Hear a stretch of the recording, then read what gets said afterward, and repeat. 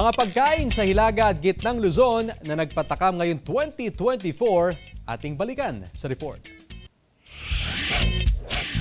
Ngayong 2024, sabay-sabay tayong natakam sa iba't ibang pagkain na inihanda namin sa inyo mga kapuso. Sama-sama nating balikan at muling pagsaluhan ang mga pumatok na pagkain sa Hilaga at Gitnang Luzon. Likas na sa mga Pinoy ang pagkahilig sa sabaw. Ika nga, pampainit kapag giniginaw. Kaya naman ating tikman ang mga comfort food na tumatak ngayong 2024. Mahigit 1 oras na pakukuluan sa tubig na timplado ng mga pampalasa ang giant beef tendon o salking na the best dish tuwing malamig ang panahon. Pinipili ang giant tendons na bahagi ng baka dahil mas malasa at malaman. Masarap ang sabaw nito with garlic and onion leeks on top at chili paste and calamansi on the side.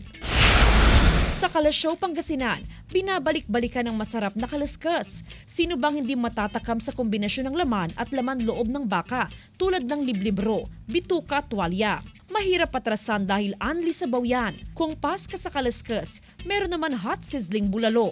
Siguradong pagpawisan ka sa mainit na sabaw with matching bone marrow. Iba't ibang luto naman sa kambing ay tinampok sa Bantay, Ilocos Sur. Amoy pa lang, mapapakain ka na sa sarap. Nariyan ang masarasang kaldereta, kilawin at ang all-time favorite ng mga Ilocano, ang sinanglaw. Kung pasarapan lang naman daw sa kakaninang pag-uusapan, hindi pa huhuli dyan ang luto ng mga taga-Hilaga at Gitnang Luzon. Tradisyonal na pagluluto, sekreto sa masarap na bibingkang latik na ipinagmamalaki sa Kalasyaw, Pangasinan. Sa malaking kawa, niluluto ang malagkit, gata, asukal at coconut strips. Ibinibake rin ang bibingkang latik sa oven ng 1 oras bago hanguin at ready to serve na. All-time favorite naman sa Pangasinan ng puto. Sa Kalasyaw, Pangasinan, iba't ibang puto innovations ang ibinida. Merong vegan empanada-inspired na puto nada, Japanese cuisine-inspired na puto, tulad ng puton katsu, puto chicken poppers, puto chicken salad, puto in coconut cream ganache at marami pang iba. Ibinida naman ng mga international cuisines na nilagyan ng twist gamit ang ipinagmamalaking produkto ng San Carlos City, ang mangga.